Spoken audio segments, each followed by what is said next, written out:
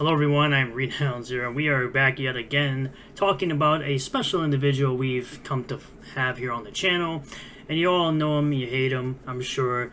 He's been slain by the good old 210 LG in Tekken because, he still sucks at Tekken. This individual anyway. He goes by the name of Nyobi Comics. Now this guy has been around talking about how he's trashing Eric July, he's disrespecting Eric July by putting links in his chats, or trying to put links in his chats, or trying to promote himself in Eric's live streams, which has always backfired. And it seems to me he wants to, of course, have me blocked, as usual, when he wants to talk crap about me, as these typical detractors usually do. But it's very interesting to me that this individual is out here talking all this nonsense, and rather than putting out books like good old Tyler Carpenter here, shout out to Tyler Carpenter getting my Super Plumber Sisters Chapter 2 and my Girl with the Mega Fist Volume 1, which I'll most likely be reading later on today.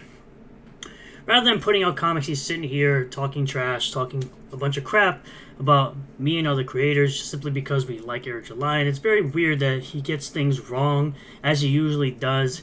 Meanwhile, he's got really nothing to show for it other than, oh, he might have made it into some comic shops. Like, no one cares, bro. Local comic shops are dying, and no one really cares about, putting their stuff in local comic shops for the most part. They rather just sell direct to consumer and keep more of the money. Now, of course, we have the Riverine number 2, which is ending in 5 days. Estimated fulfillment is September 16th, looking at over 6,000 copies and 157K, in sales. This is, of course, better than other things like Fearsome and anything that Nyobi's ever put out. No one really seems to care much about his comics, so he just has to rag on other people's interest in comics, because even someone like, a newcomer like Vaughn Coleman, who's a really good dude, could put out a wholesome story in Phenomenova. Congratulations to him for raising what he has raised in a couple of months. It's really awesome to see. I can't wait to read this book. You also got John's Long Box. Still has his Heroic Tales number 1 out there. Because, of course, these guys claim that I don't do anything for the indie space, where I simply always promote books that I actually back and have paid for, like Heroic Tales and Phenomenova. Heroic Tales and Phenomenova. But, of course, you have to have clowns like Nyobi talking a bunch of crap, of course, behind the block. When I talk about how Eric July shouts out indie creators, and he wants to sit here and say that I make videos every day about Eric July or defending Eric July. It's like, bro, I even put it down here. I did 2 videos 2 weeks ago, and then 1 2 days ago. Even if I did one every day, who cares? EVS does daily 4+ hour live streams on anything Eric does. At the very least, my videos and live streams make more money than Nyobi makes on any campaign he puts out. Also, no, you can't get the Referral comic shirt for $5 now. It's a verifiable false statement. Let's get into the video here. Eric July still has to pay for his warehouse, his employees, and everything like that, and he can't afford to take that kind of a landslide. He clearly can, considering he said in the past he has made enough money to pay for his warehouses and employees for at least 10 years. And if he comes out with more frequent comic book releases, he can obviously gain more money over time to pay for said warehouses and employees. Like sales. Really, you're kidding to ask me how much do you suppose Eric makes a year in comics? I have no idea, because I don't know what his expenses are.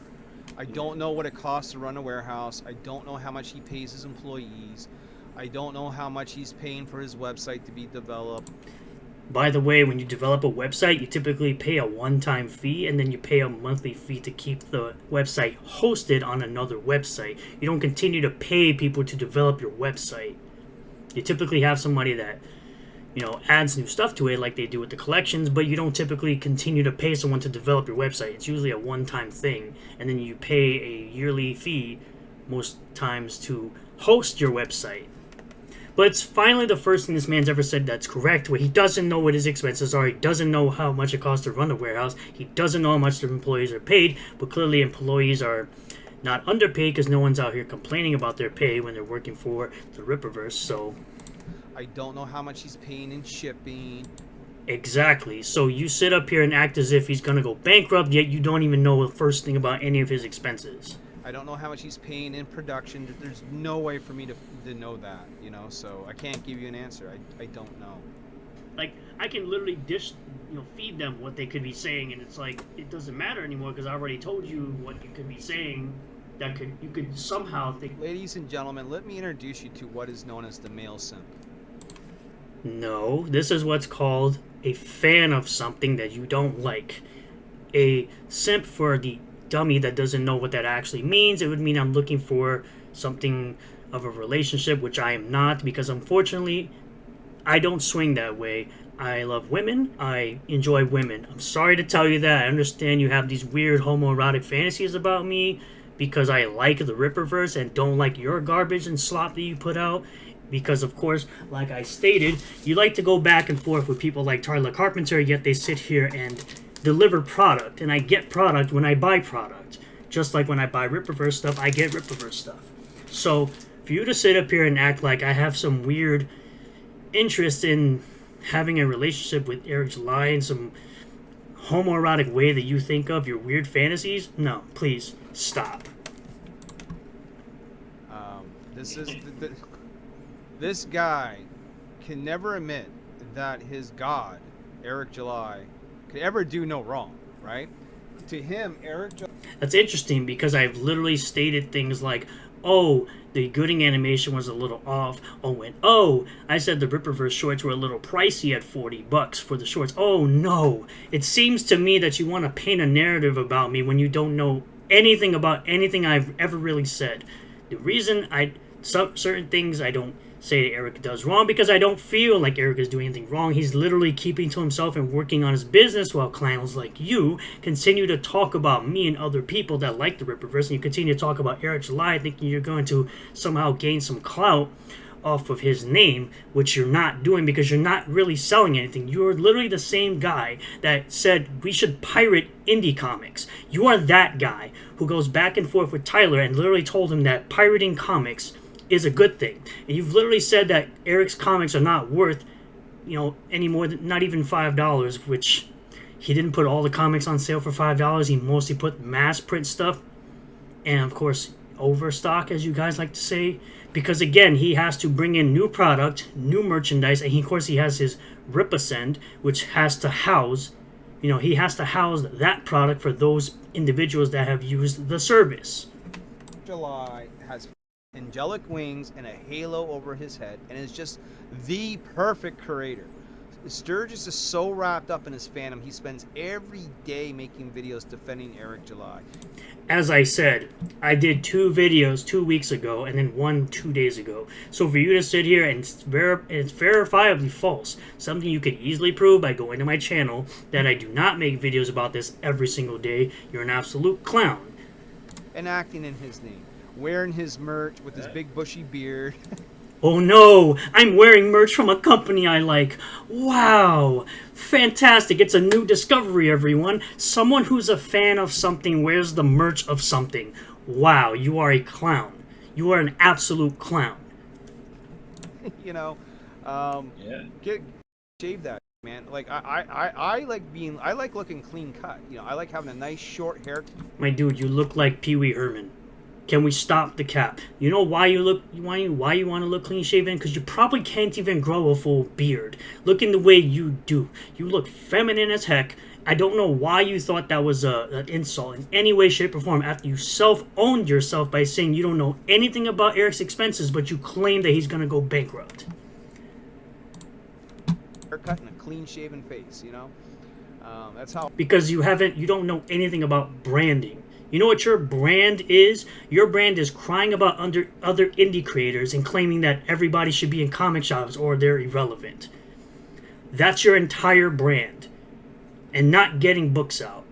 And crying about everyone else. Oh, I roll, He can't buy a razor because he paid $1 million for that shirt. Paid too much for the shirt. Now he can get it for $5. Oh, now I can get it for $5. Let's check. Oh, right. It says $20.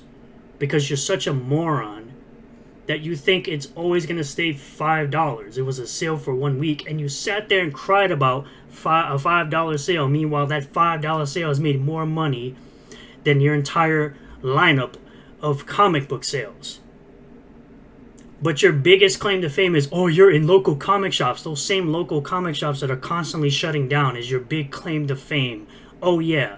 That's why Tyler doesn't care about things like that, and he makes more profit than you do and sells more books to more people because he's more concerned about satisfying the customer's needs than over here having drama fights back and forth like you do. Yeah. Social media allows you to connect with audiences, and through funding efforts like crowdfunding, people can have their visions come to life. True decentralization. I bring this up because we aren't the only gig in town. There's a mountain of other independent creators doing their thing, and I love to see it. The pie isn't fixed just because one person or company is... The pie isn't fixed, but Eric July has 80% of it here. You know what I mean? This is called symbolism, you dumb. You are so wrapped up in your hatred for somebody else because they're being more successful than you are because they did it a different way that you can't realize that you're so... that this is symbolism, bro. It's simple symbolism. It's simple symbolism, and you can't even understand the basics of that. And you sit up here and act like you're an amazing creator while you talk a bunch of crap about potential customers behind a block. So you really have nothing to talk about outside of Eric because you have no relevancy, and you think you're relevant in some possible way because you're in a local comic shop, even though the Ripperverse and I've seen Tyler Carpenter stuff in local comic shops. So for you to sit up here and act like you're better or you know anything about anything is ridiculous. You should focus on your own stuff and stop sitting up here crying about everybody else having fun and being a fan of something that's not your stuff. So thank you all for checking out this video. I really do appreciate all the new subscribers, returning subscribers, new viewers, and returning viewers. If you do like this video, hit the like button, comment below how you feel about all this, subscribe for more content, hit the bell for notifications, set the bell to all. That way you get a notification anytime I post a new video or live stream. By the way, Nyobi, you still suck at Tekken, and I'll see you all in the next video. Peace.